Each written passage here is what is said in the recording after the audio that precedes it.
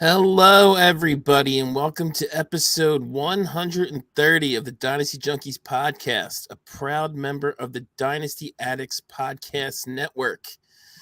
It's been a long time since I've been in the lead chair here. Andrew's been taking the lead almost every episode, which I've appreciated, by the way. And also, the lead guy also usually does the show sheet, so thank you very much, Andrew. But also, a long time since I've been with my guy Scott Sidlow here. Scott, how you doing tonight? Yeah, man, it's like old times, and then it's like all of a sudden the last thing I remember is, Matt Price was on, and then wait, Matt Price is on tonight? Oh, that's weird. Huh. Yeah, and I'm doing pretty good as well. We'll get into that in a few minutes, a couple minutes here. But specifically my football team. But Matt, first, I want to introduce that for a reason. Yeah, first I want to introduce our guest, Matt Price, DLF. So everybody, tell everybody what you do and your Twitter handle and all that good stuff.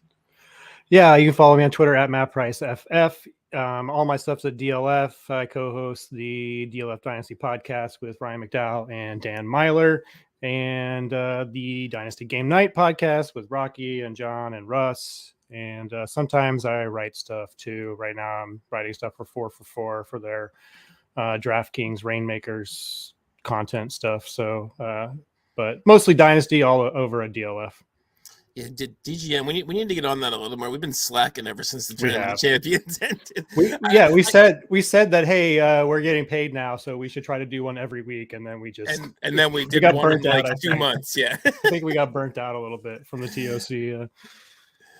Definitely, but we'll get right into the little bit of news we have here. As I was referring to, my Eagles in the Super Bowl. Jalen Hurts, Super Bowl starting quarterback, facing the Chiefs this week. So we've been kind of just talking about the playoffs a little bit to start off each episode as we go along here. What do you? I mean, for me, it seems like not really even from a fantasy perspective, just talking about the game. It seems like the best two teams in the league are playing, and I'm really happy about that. I'm biased a little bit, but I do think the Eagles probably have the best top to bottom roster in the league. And I know a lot of people thought the Bengals were going to beat the Chiefs, but Mahomes, it's going to be fun. Andy Reid versus the Eagles. What do you think of this Super Bowl matchup, Matt? Yeah, it's great. I'm not necessarily sure the AFC best team in the AFC made it, especially with the gimpy Mahomes. But I mean, he was obviously incredible as a gimpy Mahomes, beating maybe the best, at least on paper, one of the best passing attacks in the NFL with the Bengals. And really, both the Bengals and the Bills came out flat the week before. Mm-hmm. It was kind of disappointing to see their performances, honestly. And it started the week prior with Cincinnati barely getting by Baltimore.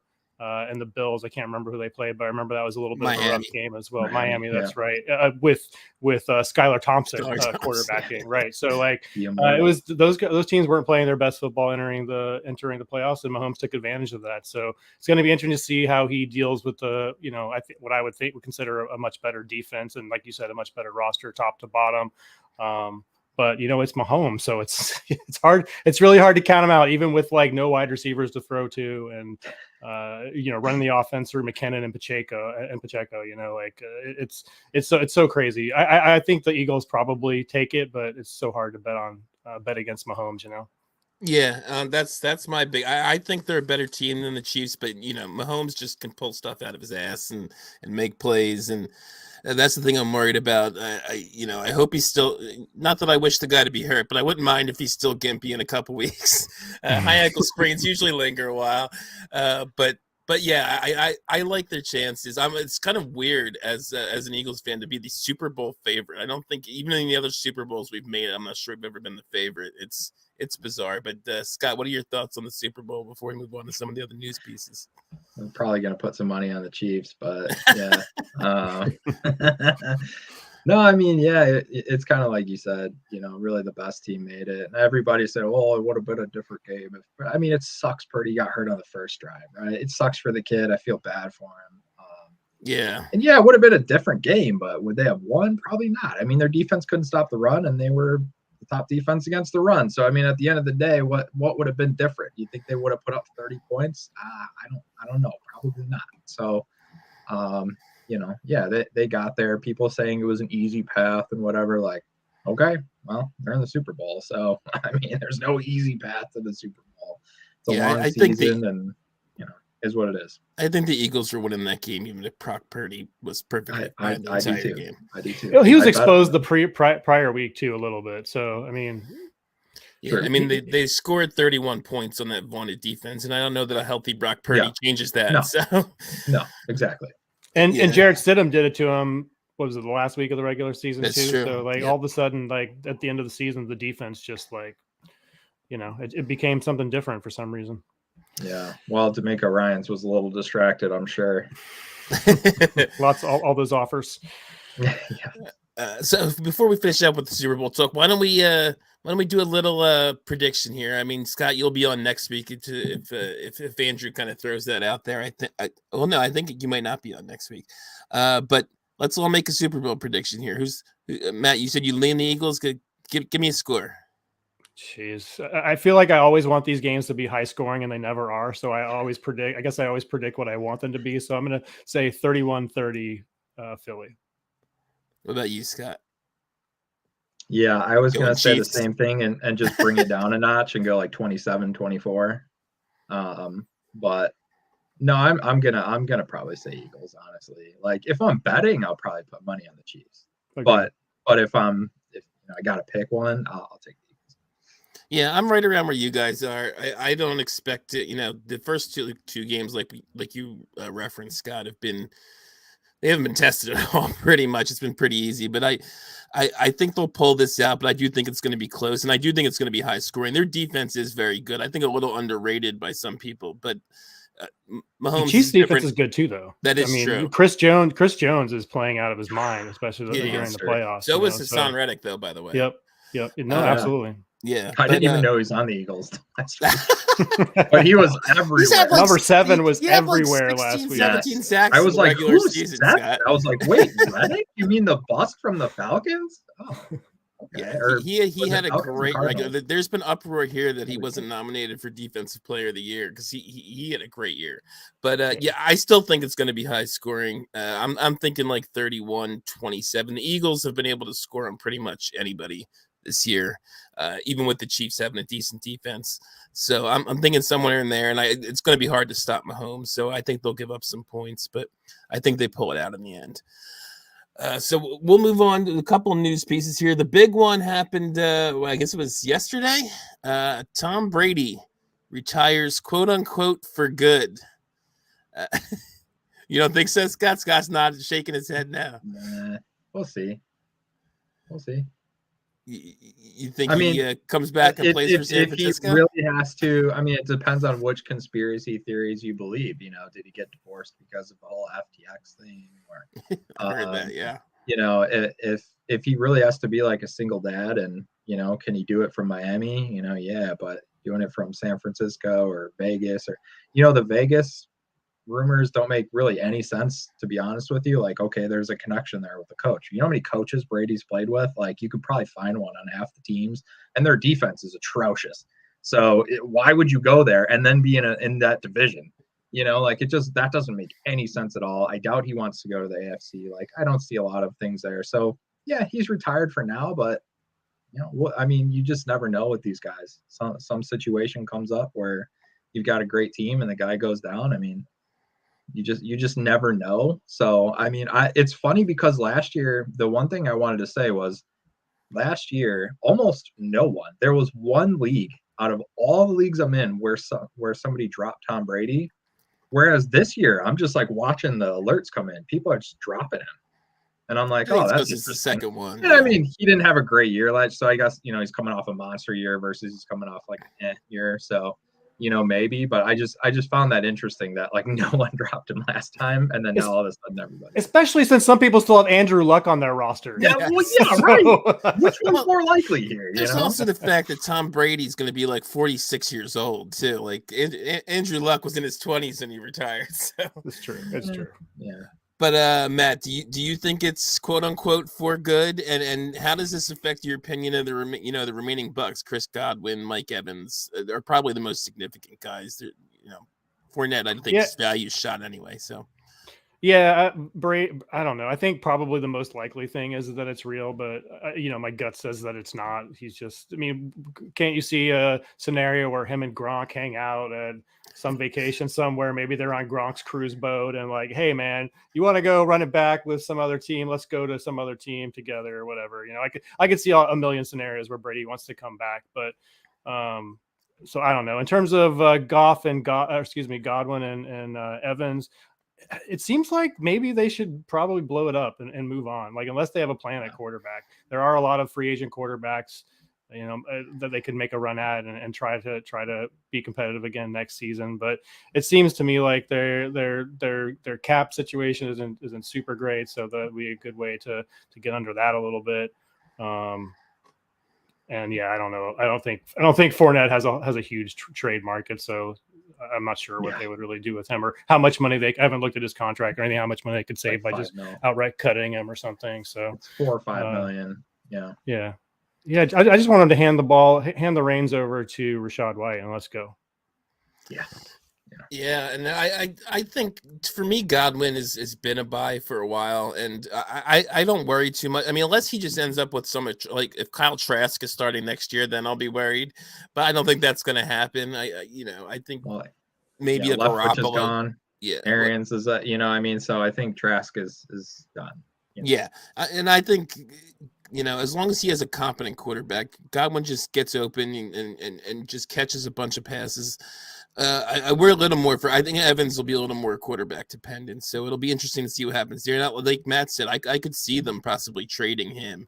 He's going to be 30 now. Not that Godwin's super young, but he's got a few years on Evans. I was speaking more from like an NFL perspective. From a Dynasty perspective, I agree.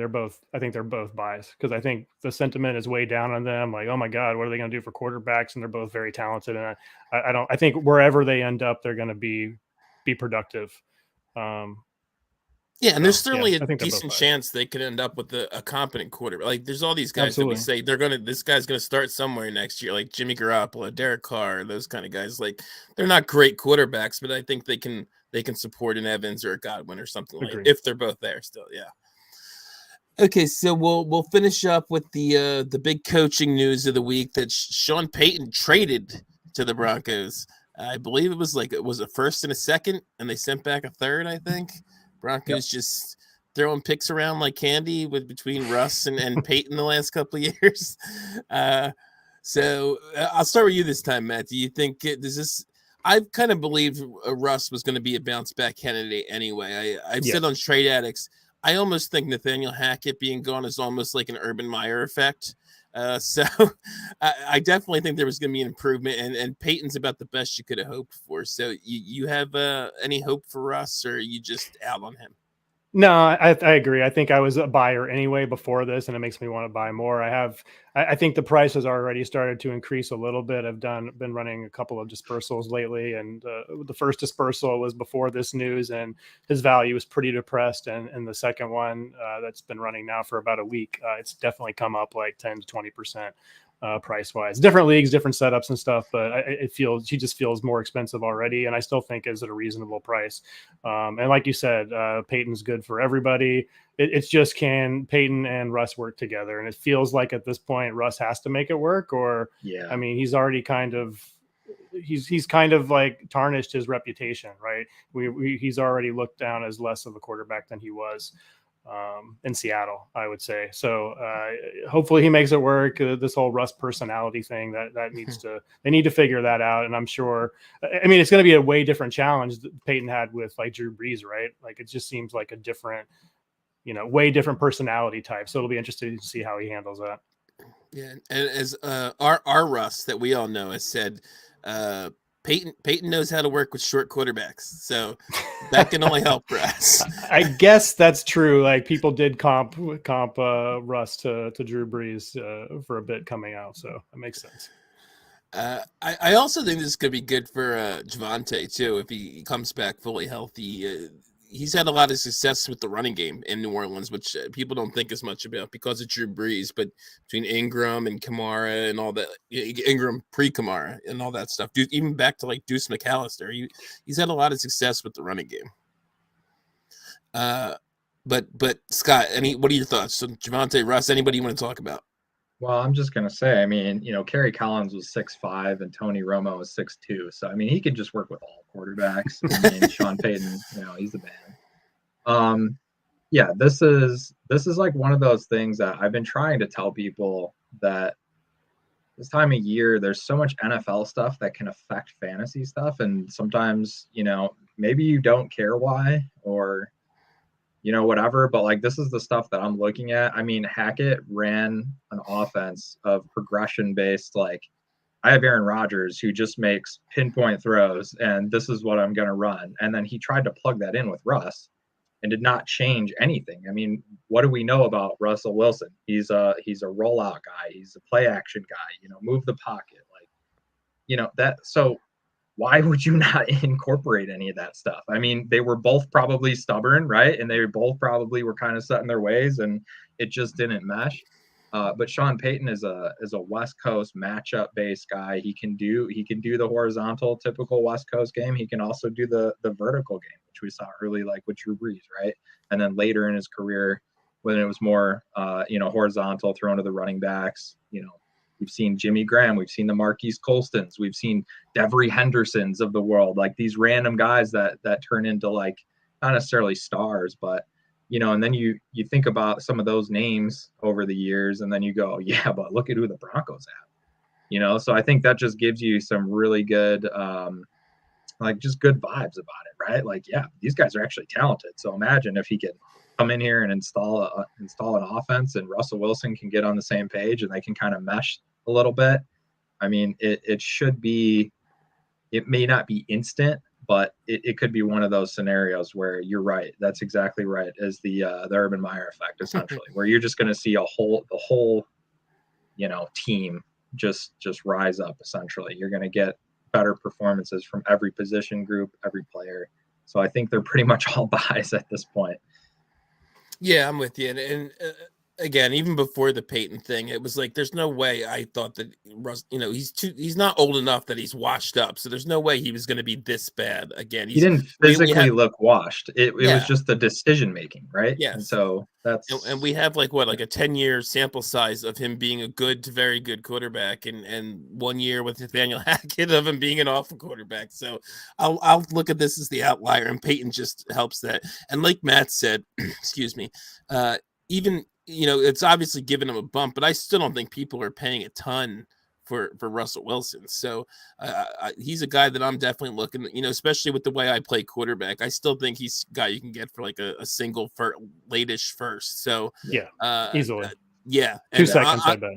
Maybe even, yeah. And I'm fine paying that for him, because like I said, I do see a bounce back. So we'll that'll finish up our little headline news section. We'll get on to continuing our divisional series. NFC North we have up this week, which is one of the reasons we brought Matt on. We'll get to his Packers in a little bit here, but we generally, the way we've been doing it is going by the division finish. So we're going to start with the Vikings, kind of look at these guys from a buy, sell, hold perspective, talk about a lot of the players. So Matt, well, first I'll Andrews has been doing it this way. I'll list off the significant fantasy players on the team. We got obviously Kirk Cousins, a quarterback, Cook and Madison, who I believe is a free agent, Dalvin Cook and Alexander Madison, obviously Justin Jefferson, Adam Thielen, KJ Osborne, TJ Hawkinson, and Irv Smith is still there. Is he a free agent this year? I'm not sure. But I think he's a UFA. I think he is. I can double check, but yeah. Feels like he's been in the league at least like four years or so. And yet he's only like 24 or 20. Yeah. But anyway, those are the significant fantasy players. So we kind of just go around, talk about some of these guys. Is there anyone you're looking to buy here, Matt, on the Vikings? Anybody you consider a buy? I really don't think so, except for maybe, your boy Kirk Cousins. I was going to say, you better say Kirk Cousins. like if I can get Russell Wilson or Kirk Cousins for a late first, I probably want Cousins, just for a little bit more security, more safety. So I think he's really the only one. I think a lot of people would say Hawkinson, but I think he probably still is a little bit undervalued compared to those other top tier guys. But I would, if I was going to go make a a move with Hawkinson, I think I might go the other way and say, like, can I get Dallas Goedert in a second for Hawkinson right now? So I don't know. I don't really want to buy anybody except for maybe Kirk Cousins in a super flex. You want to buy Kirk train, Scott? Yeah, I mean that's fine. I mean he wasn't. Yeah, it's he's fine. Not, it's he's fine. not, Exactly. He's He's not not excited. excited. Like QB7 this year, right? Yeah. Well, I have plenty of shares too, so I mean I'm with you. But I mean I'm just thinking we just go on. We have to gloat a lot about our boy TJ Hawkinson. I mean look at what. Yes. By the way, I don't think people. I brought this again up on Trade Addicts recently. He's or I might have even been on Junkies the last time I was on. He was tight end 2 this year. Not that he was, that premier, it's basically one tight end, because like Kelsey is just, yes. And then it's of the rest else, of the earthly tight ends, he was right. tight end 1. Right. But I mean, that could start, like we said, he's not on a different tier. He was, within a few points of probably tight end 7 or, per game. But he still is producing really well in Minnesota. I kind of am on that TJ Hawkinson train again. A couple of years ago, me and Russ were all over TJ Hawkinson, and then he did not do much in Detroit. But it looked really good in Minnesota, and Adam Thielen's fallen off. I don't think his price has gone up much more than it's been the last couple of years for Hawkinson. So I get where Matt's coming from, is maybe you sell him for a Goddard in a second, but I'm also looking to buy him too. And Andrew in the chat says, I love me some Hawk, our fellow host Andrew. But any sells here, Scott? Is anybody you're looking to sell of these guys? I think it's, if you haven't already sold Dalvin Cook, it's time. It's probably already too late, honestly. I think 3 or 4 shares left. Pretty much get laughed at for asking for a first. So there's not much you could do with him at this point. You either ride him out, maybe if you're a contender, if you're somewhere in the middle, maybe try, packaging him with a second for a first, something like that. But I think you got to get out sooner than later. I know Madison's going to be gone and whatever, but Cook just he didn't really live up to it this year, and he's got that shoulder issue that's just never going to heal. That type of injury, it's not time that's going to heal it. It's just you keep injuring it, and it's just going to get worse. So that's it. I think I want to wait until unless I just want to try to get like a second or try to upgrade a pick in this draft. I think I'm probably waiting until we're on the downslope of the off season, until when we're headed back towards point scoring season, when people actually want to roster running backs. I guess you run the risk of him getting hurt in an OTA or something like that, but I just think you're probably selling a little bit low if you do it right now when nobody wants to roster running backs, especially one that heavily disappointed. But I don't mind it if you want to get into this year's class. And well, I guess both of you, Matt, Scott, whoever wants to chime in, where you got Alexander Mattison is an interesting case to me. He's performed well when he's been given the chance for the most part, and he is an unrestricted free agent this year. And he's also, you mentioned it with Irv Smith, Madison's also still very young. I think he's only 24, maybe 25, but I think it's 24. And he could be on a new team. Who knows? Maybe Dalvin goes somewhere else. I don't know what his contract situation is.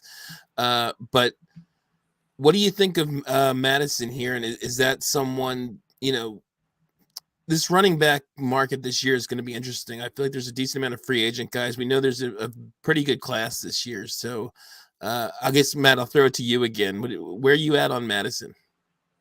I think he's fine. I think he could compete for, a lead back in some committees, but he's probably going to be a 2 somewhere.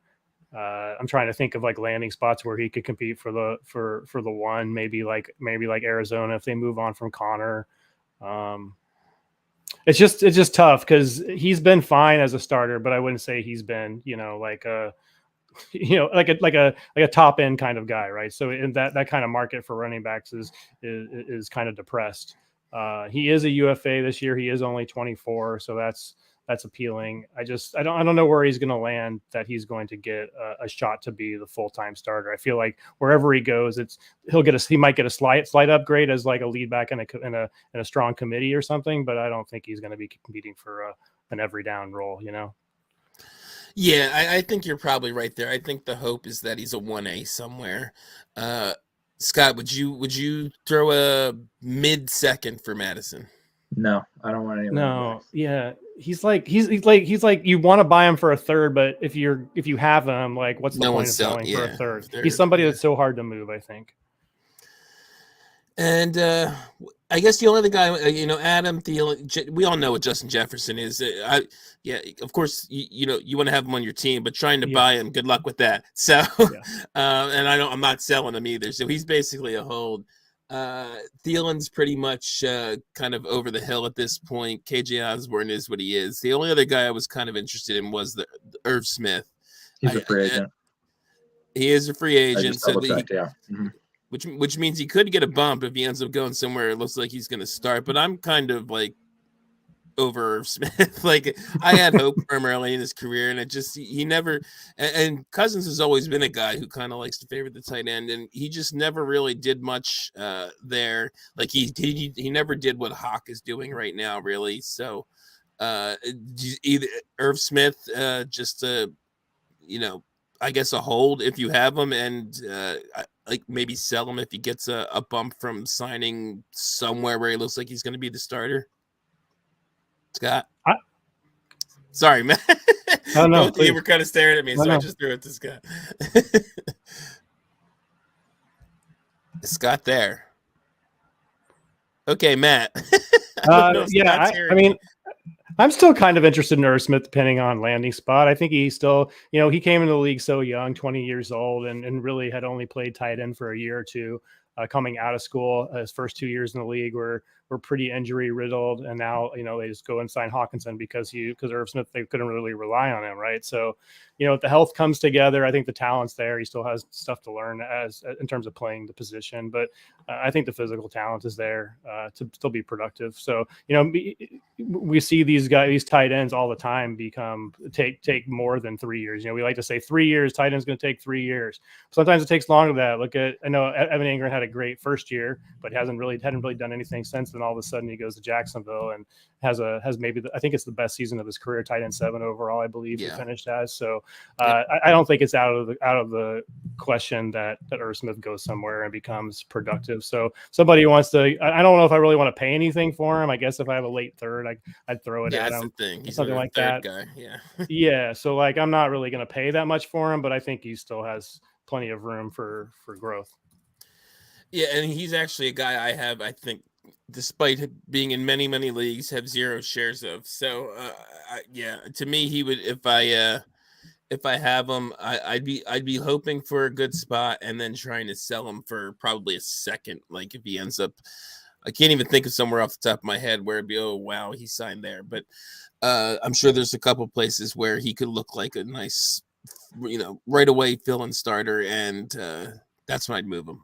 But we'll move on to our next team, which is not the Packers, Matt. Even going by division, record here, because of that last game of the season where the Packers did not get in the playoffs for the first time since 1968. The Lions. We're moving on to the Lions, so we'll run down their top fantasy players, the most significant guys. Of course, Jared Goff at quarterback, DeAndre Swift, Jamal Williams. Amon-Ra St. Brown, Jamison Williams, DJ Shark, Josh Reynolds for whatever they're worth. And I don't believe they have a real tight end. I put Brock Wright ? On the show sheet here. So to me, Michael Mayer, there you go. I actually think Goff might be a bit of a buy. I'm curious what you guys think of that. He performed really well down the stretch. Jamison Williams, you got to believe, is going to be even better next year.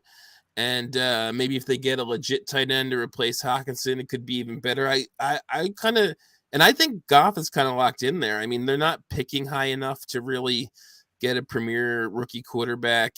And I think he's performed well enough that he's going to be there for at least another year or two. So, Matt, what about Goff?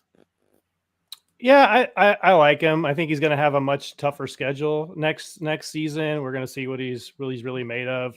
I've always had a little bit concerned with how he's going to mesh with Jamison Williams, I think Williams can be more than just a deep ball receiver, but we haven't really seen that yet from him. And but I do think that his connection with Amon-Ra St. Brown is it's like a Cooper Kupp level connection, a player that really saved the early part of his career. So I like him fine. I mean, I think his value is maybe a little bit inflated right now based on, I think, what was he finished as QB 10, something like that. I think it was in the top 10. So I think his value is probably a little bit inflated right now. He went for like 10% of dispersal budget and the two dispersals that have run so far. I like him. I think it's fine, but I don't know if he's gonna, like, if I have a late first again, is that what Goff costs? It just depends on like what else I can do with that late first round pick. Yeah, that's true. I don't think anyone's selling him for a second. And yes, at least in TA scoring, which is what I have up on my screen here, he was QB 10. So at least in total points per game, QB 14. So I just got an offer for Goff. Actually, I have Goff, and this was the offer. He says, "Is this of interest to you? Or please counter and give me an idea of what you're looking for." Mike Boone, Jarvis Landry, a 23 third and a 23 first. I don't know what that first does for you, but Boone and Landry, boy, that's a trade for a first. So yes, it's Goff for a first. It's Goff and Bellinger for a first, basically. So I mean, that's, it's I guess that's kind of where he's at. I'm not going to trade him for that probably in this particular roster, but I think that's probably fine. Yeah, I think it's roster dependent, but I think that's fair. It's fine. Yeah. Okay, and Kyle in the chat here asks, is Amon-Ra a top 5 wide receiver in Dynasty, Scott? Top 5? No, but he's definitely a wide receiver 1. So top 12, but yeah, top 5's pushing it for me. I think he's right in the conversation. I think he's in that same tier with CeeDee Lamb and Jalen Warren right there in that kind of same tier. So like that 5 to 7 range. I think if you want to put him there, that's fine. But I think he's probably 6 or 7 for me. Yeah, I agree with that. I think he's right up there. I mean, he proved it again this year. He had that ridiculous run in 2021 when he started taking off. I still think a lot of people don't think of him that way. Agreed. Yeah, and if he was drafted in the first, maybe even the second round, I think he'd be considered a lot higher. It's just he started lower, and it's just taking a long time for his value to go up. He has another year like this year. I think he's probably in that, like, firmly in that discussion of top 5 because he's still a young guy, and this will be the first 3 years of his career. He'll have been a wide receiver 1 for 2 of them if he does it again next year, and he was like the wide receiver 3 for the last 6 games of 2021. So another guy that's interesting to me on this list is Swift. People are all over the place with him. Some still believe he can have a break, not breakout, but even be better than he's been if he could just stay healthy. And some people are just like, I'm over DeAndre Swift. Which one are you, Matt? I think I'm probably going to ride the fence on this one. Like, I can see it. You can see the talent, but obviously it's tough to trust him right now. But we see running backs every year that we think we can't trust, and then all of a sudden they're healthy for 17 games, So I don't think it's out of the question. But the real problem for Swift is Jamal Williams isn't going anywhere. They really like him in that goal line role. He was obviously very successful in it last year. I don't see why that would necessarily change. But Swift obviously has more to offer in other areas of the field. He really needs to leverage that in terms of high value touches. Like, he's going to lose the goal line ones to Williams, so he needs to get the receiving work, and that wasn't necessarily happening consistently even when he was on the field last year. So I think that's a big part of his game that's going to have to come back. But he's definitely not like the running back 2 or 3 like he was for much of the early part of the regular season, basically all last off season. So I think he's probably more closer to 10 than he is to 2 at this point. Yeah, I would agree with that. I'm a big DeAndre Swift guy. I have a ton of shares, and I still have hope that he can get back to that 2 level, but it doesn't seem like they want to use him in that capacity where you can get enough. I mean, the passing work is great, but he's not getting enough of the rushing work. Again, maybe I should do some research before I come on, but I believe Jamal Williams is a free agent. They all Yeah. are. Williams, Jackson, Reynolds, they're all free agents. But I would probably bet on Jamal Williams coming back. He's coming back. He's Yeah. absolutely coming back. Yeah, I would bet on that. He's Dan Campbell's boy. He's like the heart and soul of that Yeah, offense. and he's just going to keep stealing those touchdowns, which is just going to hurt DeAndre Swift's value. Swift's going to have to score from 10, 15 yards out. Yep. So like he's just going to be tough for him to have a double-digit touchdown kind of year.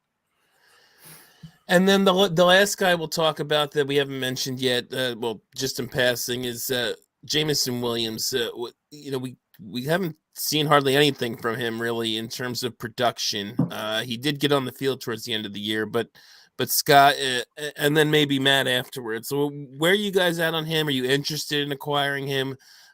Is he a buy maybe because he didn't do much this year? What do you think? Scott, you start. Yeah, so I have startup Dynasty ADP here from January DLF, and Jameson Williams is wide receiver 25 there, which probably feels about right. And then maybe looking at some of the names around him, so the top three just above him: Christian Watson, Brandon Ayuk, Marquise Brown. And the three just below: Cooper Kupp, Jahan Dotson, Terry McLaurin. So it you can't really get a wider variety there of receivers, from stylistically and fantasy wise, right? So yeah, I mean, I'm probably taking him over most of those guys, though. I mean, if I'm a contender, it's kind of hard to take him over like a Cooper Kupp or maybe just Kupp there from that standpoint. But even like Christian Watson, I'd probably still rather have him than Watson. I'd probably still rather have him than Ayuk. Dotson, him and McLaurin a little bit closer to me. So I mean, yeah, would I maybe re-roll for another first? I don't know, because we're not really re-rolling. We didn't really see enough out of him. So to me, I'm probably, if I drafted him and I held him this long, I'll probably just hang on and see what he can do versus trading him for another first, unless I'm trying to, maybe package those for a quarterback or, whatever we're trying to accomplish. But just as far as straight up, JMO for a first, I'll probably stay where I'm at. Matt, what do you think about any of those names I mentioned? And if you trade him just straight up for any random first or even a late first in this class? I think it would have to be, which you're not going to get, obviously, but I think if I was going to trade him for a first, it would have to be a top 3 pick. So you're not going to get that. Okay. At that point, I think he's, if he was healthy and in this class, he would be the wide receiver 1 in this class. So when you get to that 4th pick, I think you're talking about Jamar Gibbs or the top wide receiver. Right. So if he's going to be the top receiver in that class, I'll go ahead and take him. I was looking at the trade finder a little bit on the DLF trade finder just to pull up some trades. And I mean, some of these trades, I mean, you have to take some of these with a grain of salt because different trade rules and all that kind of, we don't know where these picks necessarily lie without really digging into the league and looking at the rosters and seeing where they finish. But Kenneth Walker for Williams and a 23 first, give me Jameson all day for that one. Wow. Another deal similar to that, but even worse maybe for the other side is Devontae Adams. Happened on the 31st of December for Devontae Adams for Jameson Williams and a 23 first. Wow. So I think if I'm giving up, he costs first and something else. But I would certainly like to buy him for some of these names we're seeing. I think Kenneth Walker's value is extremely inflated right now. I think he's the 9th overall pick in the first round, which to me, no, thank you for that. I like Walker just fine, but I would rather, if I could trade Walker for Williams, Jameson Williams and something else, I would absolutely do that. So he's more of a buy. I'm not going to sell for a single first. And I agree with you on Walker there. I like Walker, but the questions coming out were about his pass catching, and he did do that in some games, but it's not like it's still been shown to be a weapon in that regard. And if you're not, then it's hard to get too high up production wise if you're not going to be catching a fair amount of passes. The classic example of that is, what was it? Was it 2 years ago? Derrick Henry's 2,000-yard season, and he was still not running back 1 overall. He was running back Kamara, 3. Yeah. So because Kamara catches a bunch of passes. So. And Walker did have like a 6-catch game, but most of it was 1 or 2 catches per game. So right, not enough. Okay, so now we get to Matt's Packers here. Do we have to? Yes, we do, Matt. Part of the reason you're here is so we can talk about. Well, the we Packers just want the with you. scoop on Rodgers. We know you have connections. That was going to be the first question I asked, but right. let me run through the names real quick.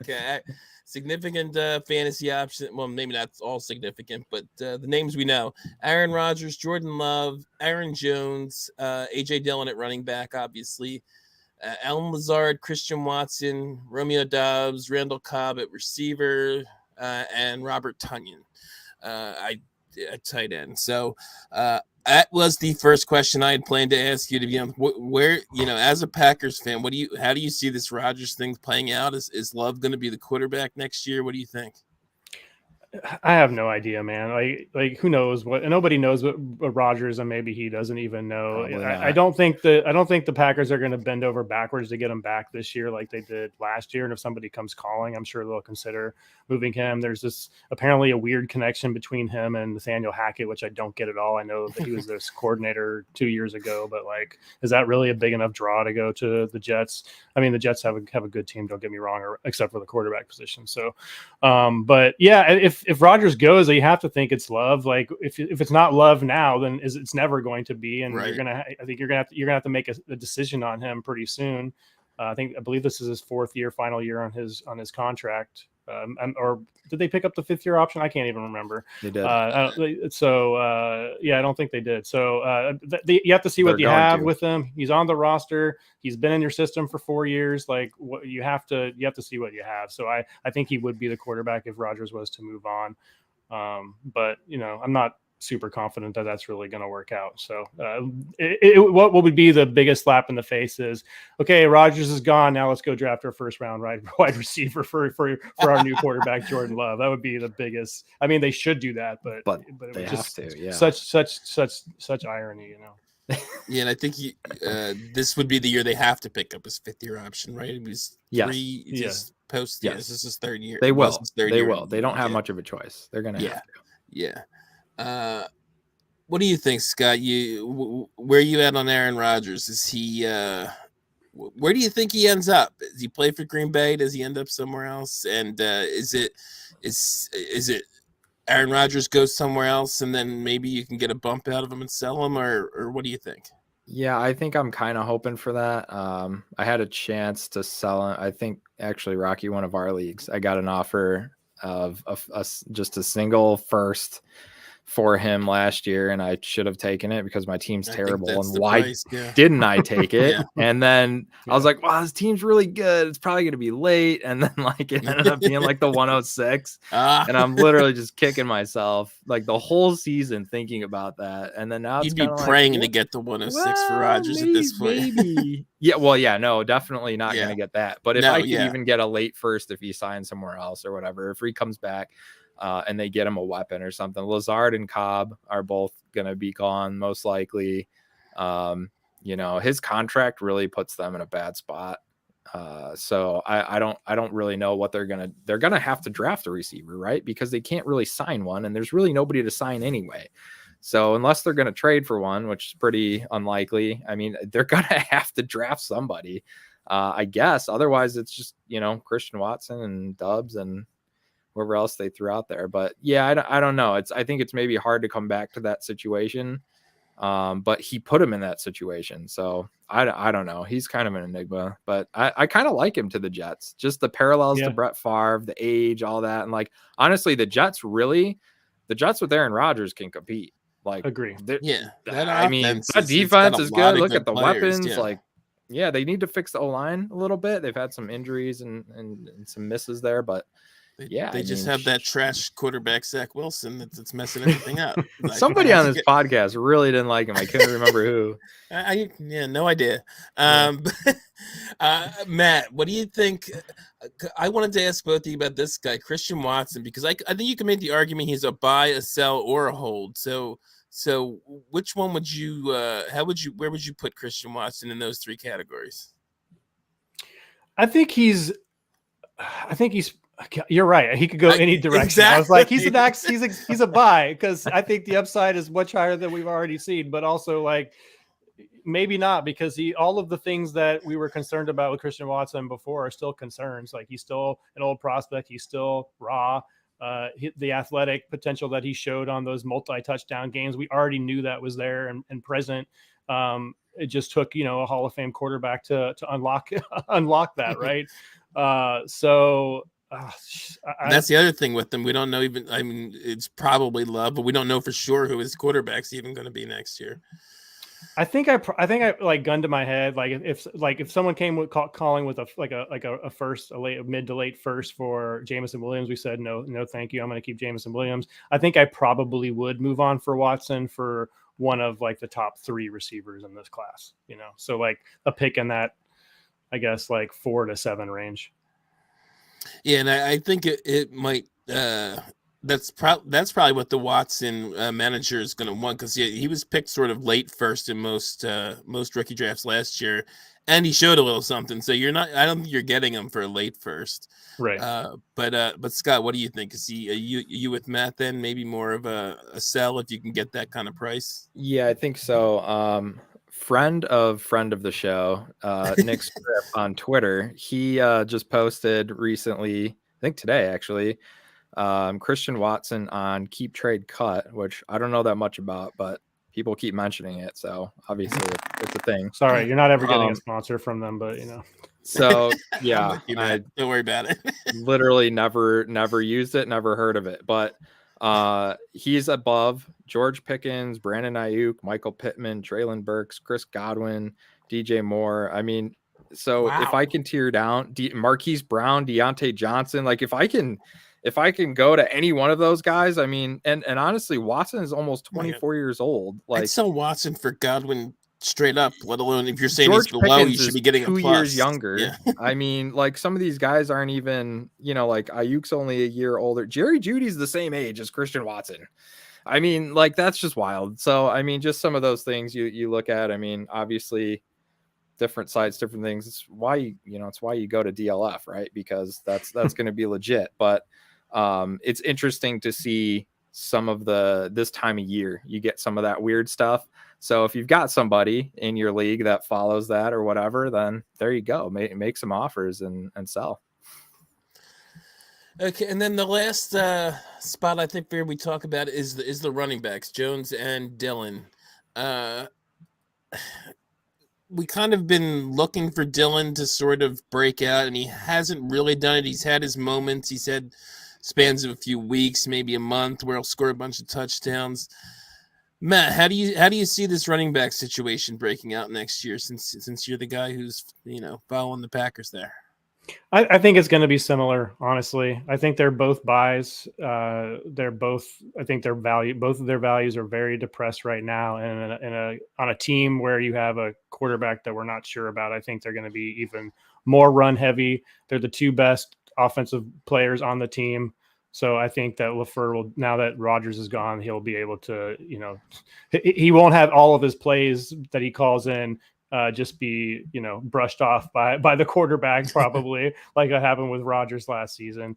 And these guys are going to be the focal point of the offense, I think. So I think they're both buys in these dispersals I've been talking about. They've been all going in like the $20 to $30 range out, but both of them been going in like the $20 to $30 range, and that's in $1,000 budget kind of thing. So I think both of them are gettable for that mid second round price, and I think that's a fair price for both of them.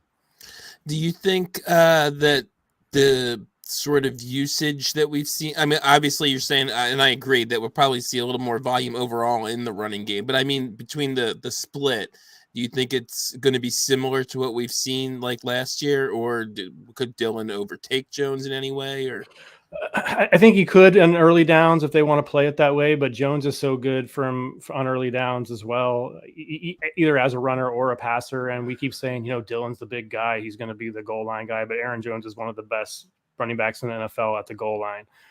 So it's really hard to predict. I think we're going to see basically the same that we saw this year, but with more volume, with Jones getting a lot more receptions and Dillon getting more of those between the cackle carries. I don't really think either of them are going to establish a major dominance in the backfield. I think it's going to be somewhere in the 55-45 range, like as a maximum, so. Yeah, I would tend to agree, and I think of the two, and this might be the first time saying this, I might more prefer to, if you can get him at a similar price range, which you probably can, because Jones is getting up there in age. I think I would go for Dillon because of the age gap. Yeah, And it's not like Dillon's, when given the chance, has been a slouch in the passing game himself. Totally. It's just that Aaron Jones is very good at that. But Dillon's shown more of a propensity for it than we kind of thought with him coming out. So, any thoughts on these two running backs before we move on to the Bears, Scott? Which won't take us too long, I don't think. No, it won't. AJ Dillon was my top 5 most acquired player last year in my portfolio, so we need that to pay off. I will mention this: Aaron Jones, as a post June 1 cut, would have only 4 million dead cap, 16 million in cap savings, and the Packers are exactly 16 million over the cap. So yeah, I don't see them moving on from him, but it depends on how bad of situation they're left with there, depending on what Rodgers does. So I was just gonna say, you can make the case possible. with Rodgers leaving and a younger quarterback and youngest receivers. Maybe you just and Jones may just want to be out too at that point. That's true. So, yeah. Yep. Okay, so we'll finish up with the Bears here. This illustrious group of names I have for you here. Justin Fields, the star of the group here, quarterback. Khalil Herbert, and I forgot to put his name on here. David Montgomery at running back. I'm like, why do I not see David Montgomery? He's a free agent. Doesn't matter. That is true. Darnell Mooney, Chase Claypool, Velus Jones, and Equanimous St. Brown at wide receiver, and Cole Kmet at tight end. Scott, talk about somebody and make a case that we should care. Cole Kmet. Cole Kmet, right there. That's all you need to know. You should be buying Cole Kmet because honestly, there's nobody else to catch passes. So, you got to go with it. Are they, listen, we know what they should do, but we also know it's the Bears. So are they going to do one of these, let's surround our young quarterback with, trade for somebody, whatever. They have all this cap space and blah, blah, blah. Yeah. I mean, they gave up the 32nd pick for Chase Claypool. So you tell me, we have this. We have a new GM. Things are going to be different. No, they're not. Okay. They're not. They're a cheap organization. They don't care until they sell the team, which we're getting very close now on this whole stadium thing and all this stuff going on. So it's getting there, but until they sell the team, they're just not going to do that. So you got to go with what's there and what's most likely to happen. They'll probably draft somebody. They'll probably sign Alan Lazard or some jackass like that. And then, Cole Kmet is going to be the guy that's going to, be the beneficiary of being a red zone target and just already having the rapport, having time in the system. I like him as one of the next young guys to make the jump. And, will he be like an elite guy, a top 3 guy? Will he do like what TJ Hawkinson did? No, probably not. But you're not paying nearly anything for him. You could probably get him for a second, honestly, pretty much anywhere. So Cole Kmet will be a guy I'm targeting the next, 6 months. Matt, I guess first, any thoughts on Cole Kmet? And then I wanted to ask you about the kind of the premier name here in Justin Fields. I was just looking at it. It's actually even higher than I thought, at QB6 in points per game. So, I mean, I don't know that he's valued as QB6. So, and maybe he gets more weapons. So, is he maybe someone you want to buy? That's a lot of maybes, by the way. But if you want to say anything on Kmet, and then I'm curious your thoughts on Fields.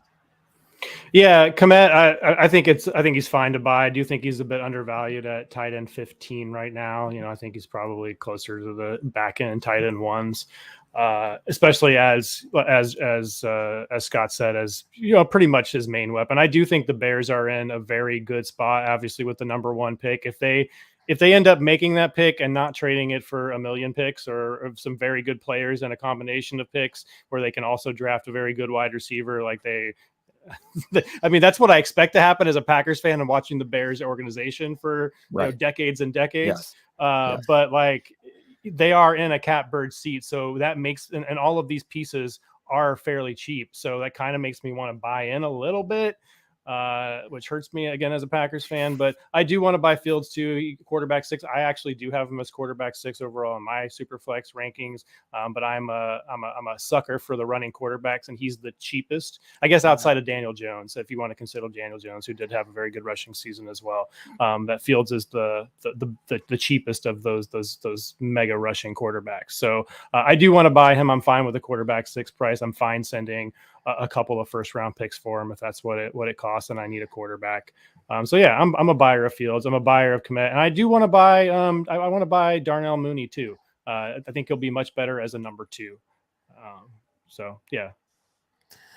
And well, I'm going to give you 2 draft questions because Puff Pass Kick in the chat says, Scott, you think the Bears draft another running back? I have a lot of Khalil Herbert shares. And then I wanted to ask you what Matt had mentioned there was, do you have any, especially, being in Chicago, is there any talk about what they are going to do with the 101? Do they think they're going to, the Bears are going to trade it and try and get a haul, or are they just going to hold on to it and do something stupid?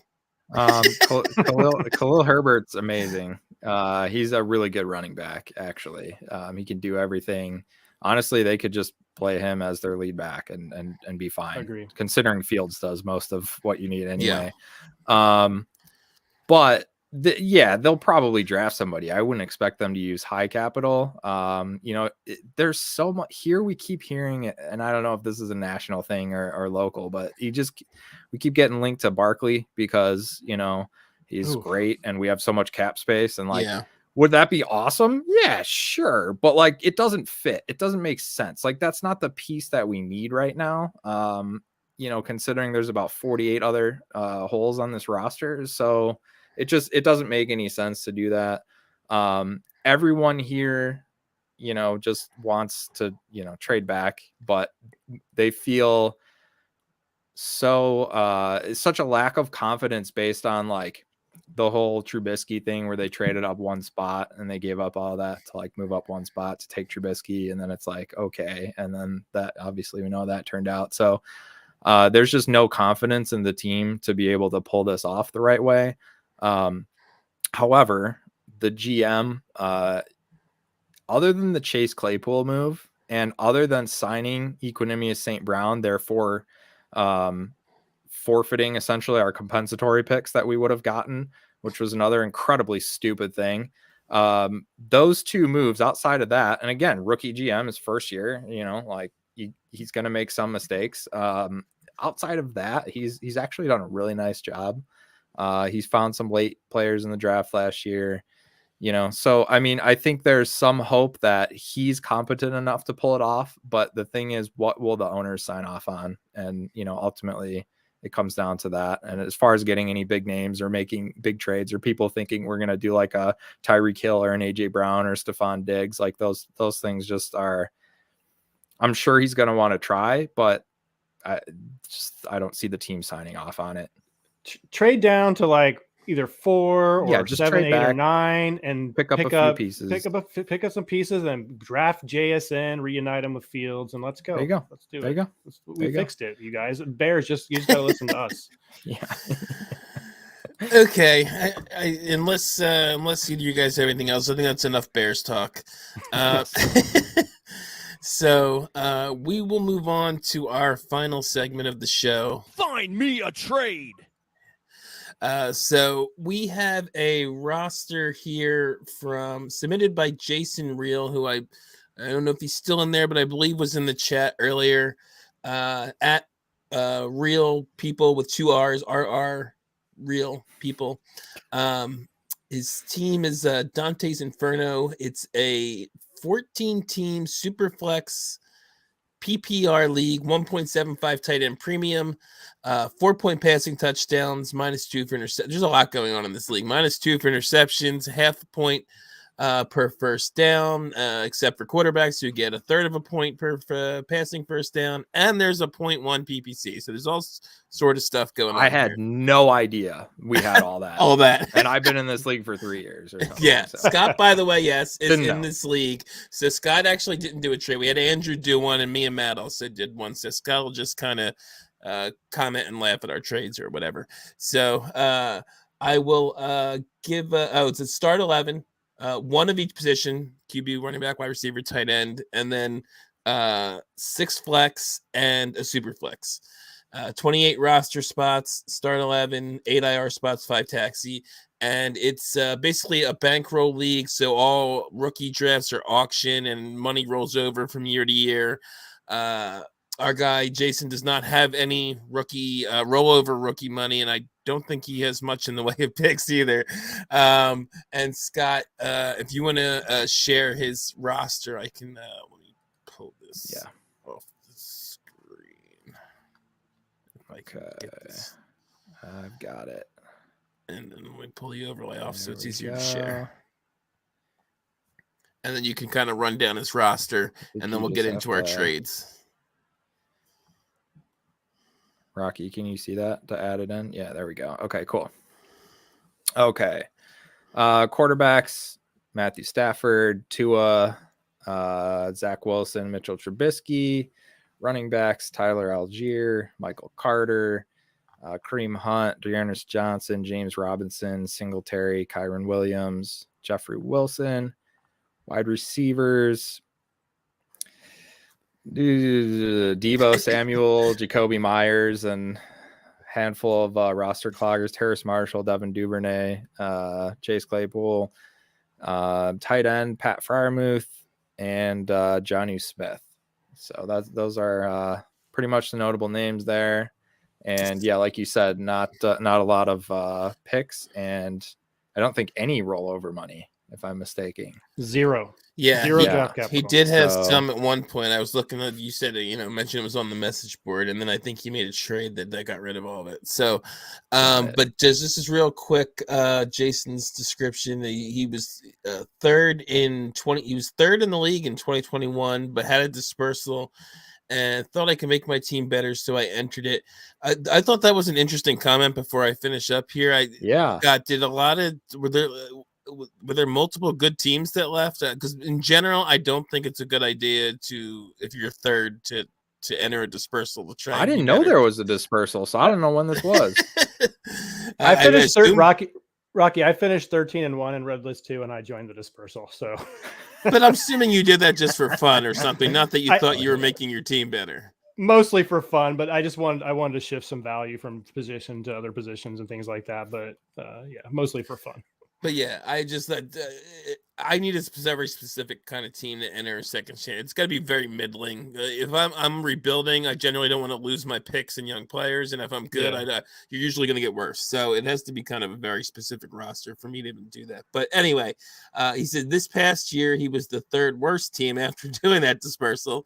To my point, so he said auction leagues are my weak spot, and I have issues having money for rookies, which we just talked about.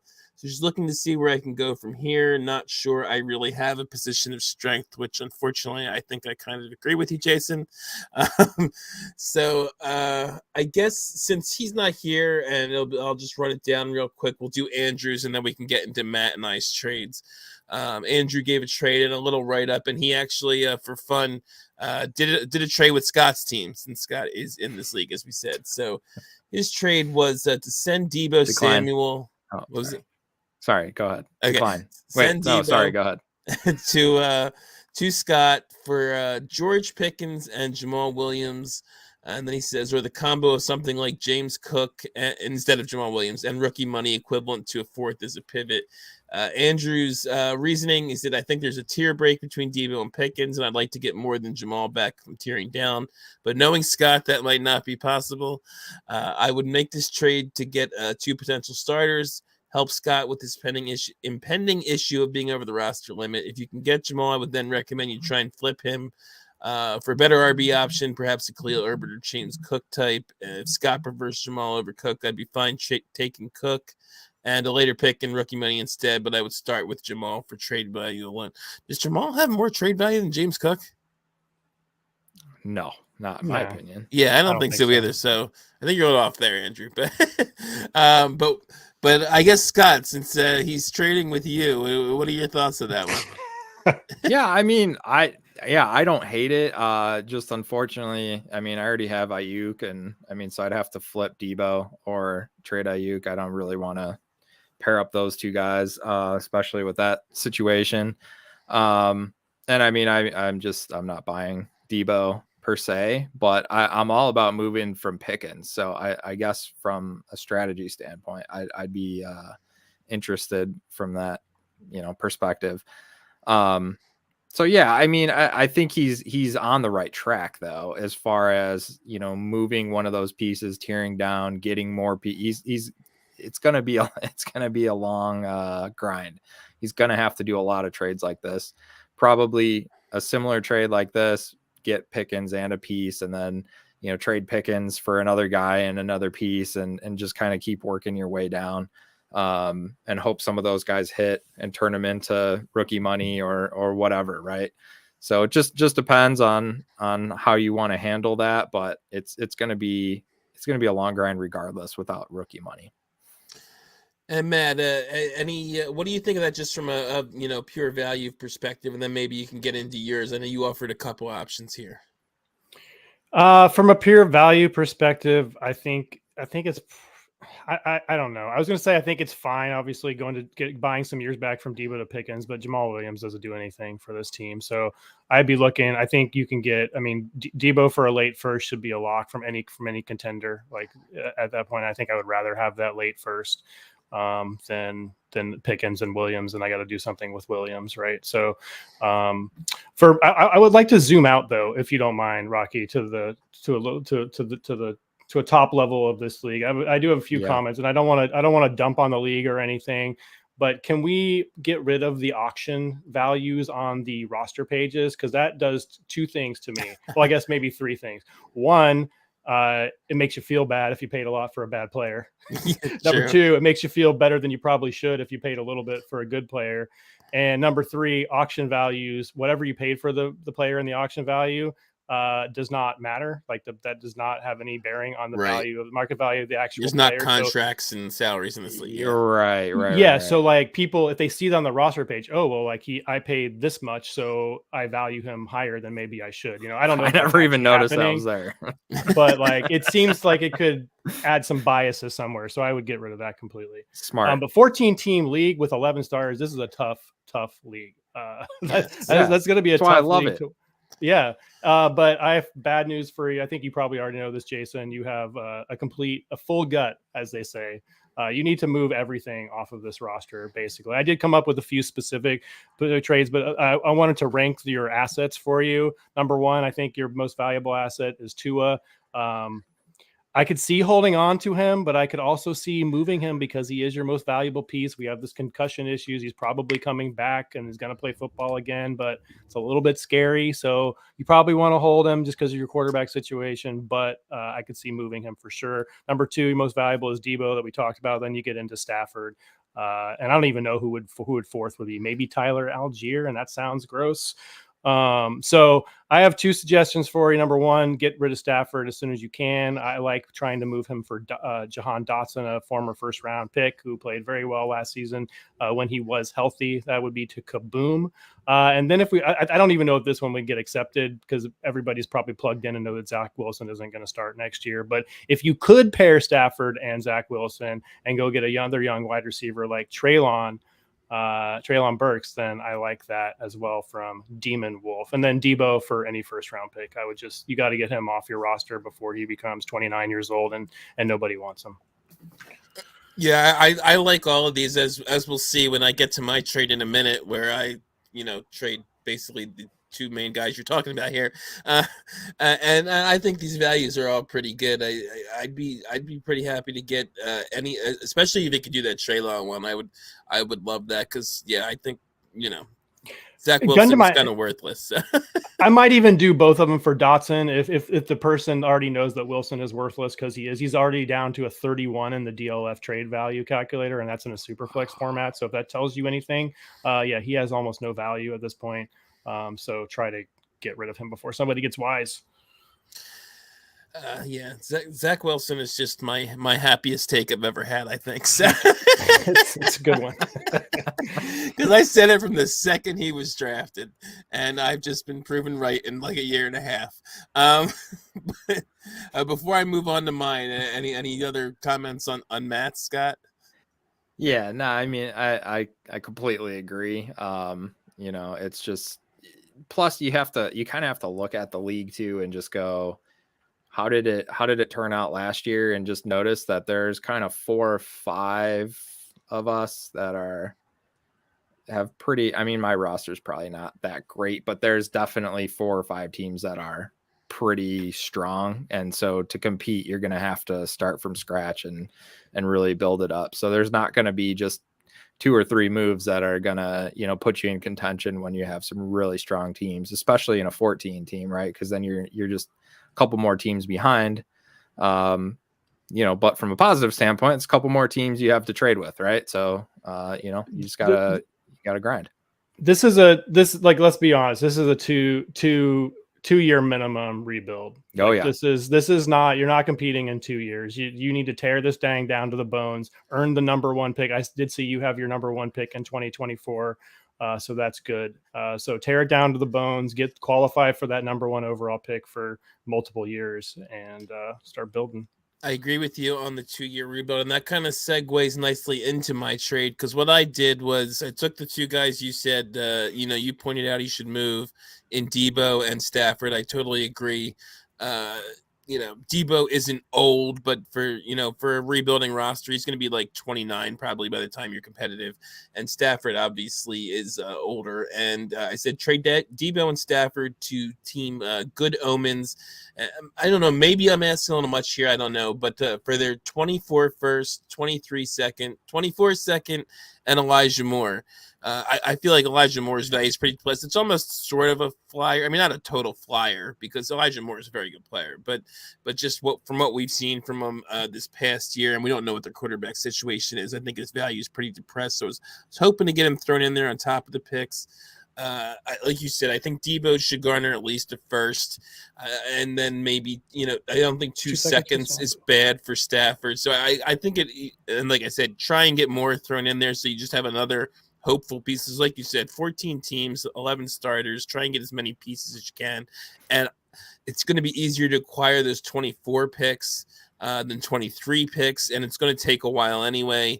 So, and Good Omens, I don't know if I have their roster up on my screen now, but I know they have it looks like a team that's trying to compete, although they apparently did not make the playoffs this year. Looking at the draft no pick. rookie money.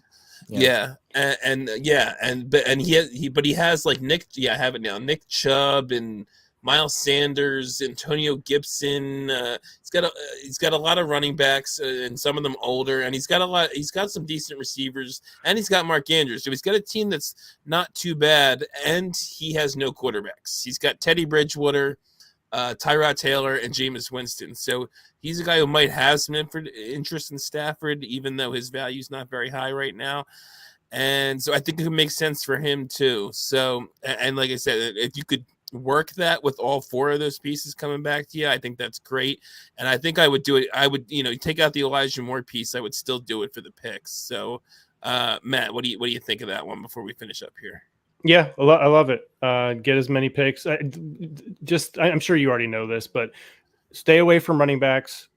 Build through wide receivers, picks, and quarterbacks if you can, and take shots at cheap upside tight ends. Like I think that's the path. If you happen to acquire a running back that is of value, then get rid of them for value as soon as you can.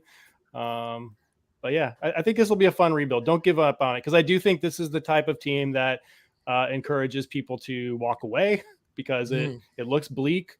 But I think this could be a fun rebuild if you give it a chance. So let's nurse it back to health.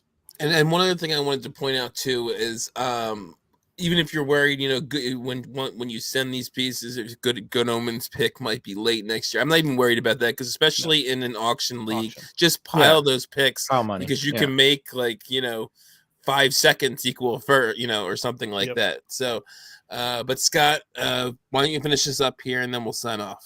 Yeah, I mean, that's the last point I was going to make is if you look at the rollover money, there's 3 teams that have 85% of the money. So, I mean, they're going to dominate for the next, for definitely 23, but it's just like any league where, okay, it's money, but if we translate it to picks, it's like 3 teams having, 9 of the 12 picks if you're in a normal 12 team league, right? So that's the equivalent.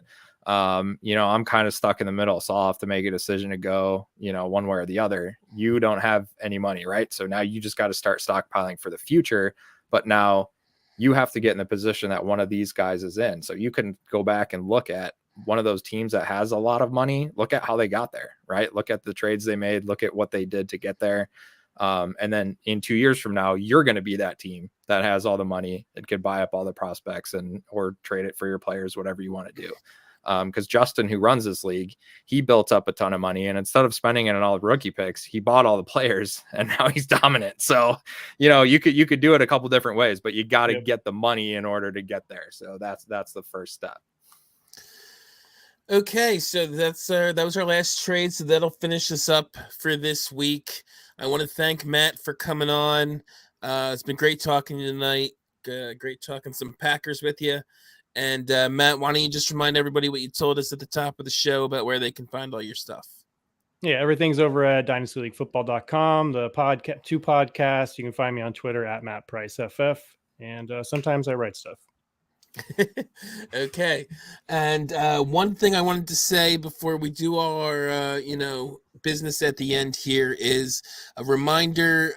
We're fairly certain now, me, Scott, and Andrew, that Dynasty Junkies 3 listener league is going to take place. Don't know the exact date yet, but we've gotten, we do this sort of at the end of the show. We're not tweeting about it. We're not promoting anywhere else except on the show. So if you're interested in joining the league, we still have a couple spots left.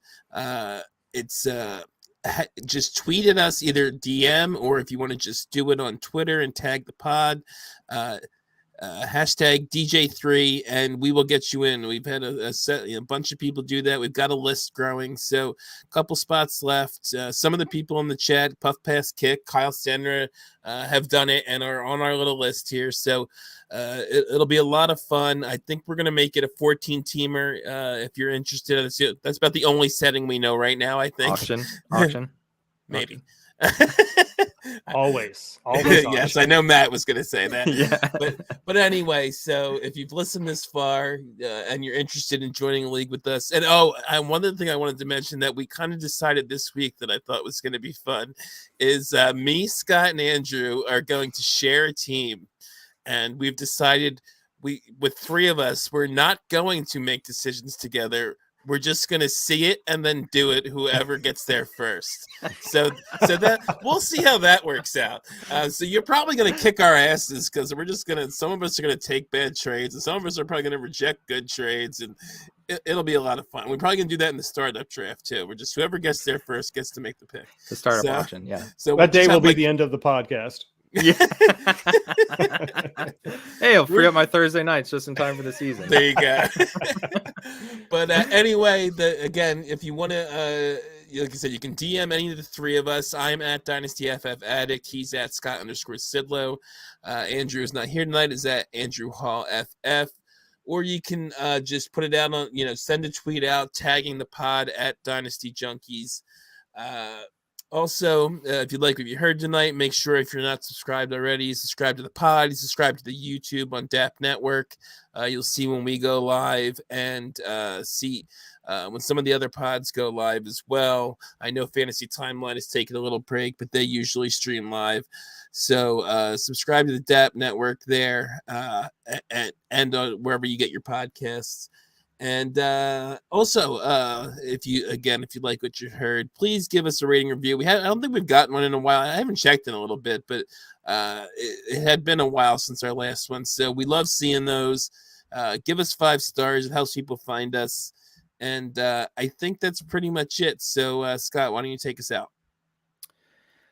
Thanks again to Jason for your submission. Keep those FMAT submissions coming, and the more the merrier. We'll figure out. We may do an all FMAT trade show at some point here coming up. So keep those coming in. Thanks for hanging out with us in the chat. Thanks again to Matt Price for his time tonight. Thank you. For Rocky Petrella, I'm Scott Sidlow. Junkies out.